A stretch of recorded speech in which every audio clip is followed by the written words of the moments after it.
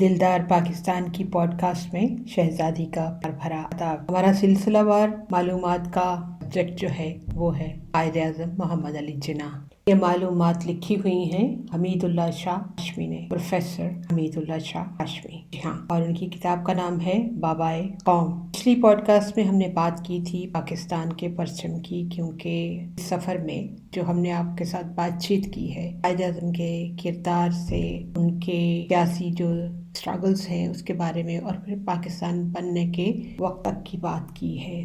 पाकिस्तान के परचम के बाद अगला टॉपिक है जिना टोपी। लिखते हैं 1935 के गवर्नमेंट ऑफ इंडिया एक्ट के तहत पहले आम इंतखाबात के बाद असर-ए-नौ रवाना मुस्लिम लीग का अज़ीमुश्शान इजलास 5 अक्टूबर से 18 अक्टूबर तक लखनऊ में मुनक़िद हुआ। इजलास की शान और शौकत और इसके लिए जो पुरतकल्लुफ़ इंतजामात किए गए थे उनका सेहरा राजा साहब महमूदाबाद के सर है। उन्होंने बाहर के बहुत से शुरकाए इजलास की मेज़बानी भी ऐसे तरीके से की जिसे उनकी मेहमान नवाजी से लुत्फ़ अंदोज़ होने वाले अब तक नहीं भूले। इस बड़े पिंडाल को जिसमें खुला इजलास मुनक़िद हुआ दिलकश अंदाज में सजाया गया था। अपने रहनुमा मोहम्मद अली जिन्ना और उनके सरकर्दा फॉलोअर्स की तकरीरें सुनने के लिए 50,000 से ज़ायद लोग जमा थे। जिन्ना जाहिर है राजा साहब ही के मेहमान थे और अपने पुराने दोस्त मरहूम महाराजा साहब महमूदाबाद की क़यामगाह महमूदाबाद हाउस कैसर बाग में मुकीम थे। पहले रोज के जलसाए आम के शुरू होने से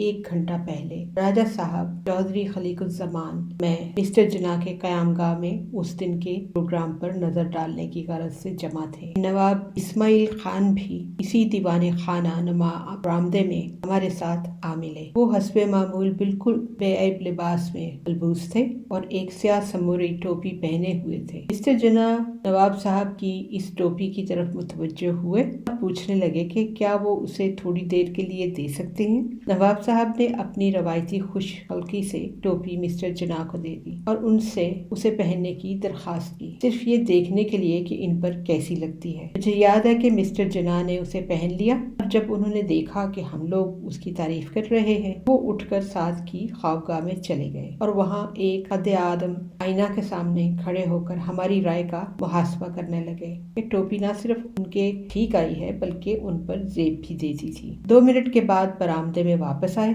हम में से किसी ने नाम की कोई अहमियत नहीं दी। ये तजवीज़ की वो ये टोपी पहने रहें और इसी तरह अजलास में जाएं। उन्होंने ये तजवीज़ मान ली और हम सब जलसे में चले गए। मुझे वो मजमा अभी तक याद है। मुझे लोगों के मुस्कुराते हुए चेहरे अब तक नजर आते हैं और वो जोर शोर की तालियां और अल्लाह अकबर के फलक शगाफ नारे जो मिस्टर जिन्ना के दाखिल होते वक्त पंडाल की फिजा में गूंज उठे अब भी सुनाई देते हैं। इस कुर्सियों और दरियों पर जितने लोग बैठे थे वो सब के सब सरगोशी के अंदाज में या बाआवाज बुलंद इसी टोपी की शेरवानी की जिसे मिस्टर जिन्ना ऐसी किसी तकरीब में पहली मर्तबा ज़ेबतन किए हुए थे तहसीन और आज़ीन करने लगे। इससे उन्हें खुद भी इतनी ही खुशी और मसरत हुई जितनी बाहम हम सबको। लखनऊ का इजलास खत्म होने से पहले ही शहर के बहुत से नौजवान और मौमर लोगों ने टोपी पहनना शुरू कर दी जो कायद-ए-आज़म की बदौलत रातों रात कबूल हो गई थी। कलासाज भी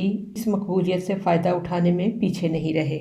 उन्होंने मुख्तलिफ हैसियतों के लोगों की ज़रूरियात पूरी करने के लिए असली और नकली खाल की टोपियां बनाना शुरू कर दी। हिंदुस्तान की मुस्लिम कौम ने बहुत ही कलील अरसे में ये टोपी इख्तियार कर ली। चुनाचे मदुरा के भी मुसलमानों में भी ये ऐसी ही मकबूल हुई जैसे मर्दान के मुसलमानों में। ये है मिर्ज़ा अबुल हसन अस्फ़हानी ने लिखा कायद-ए-आज़म मेरी नज़र में, जिसको प्रोफेसर हमीदुल्लाह शाह ने इस किताब में शामिल किया है। आइंदा की पॉडकास्ट में कुछ नाकाबिले फरामोश यादें लेकर आएंगे आप सबके लिए। आखिर में कायद-ए-आज़म के मशहूर मारूफ कोट्स में से एक कोट आपके साथ शेयर करते हैं। There are 2 powers in the world. One is the sword यानी तलवार and the other is the pen.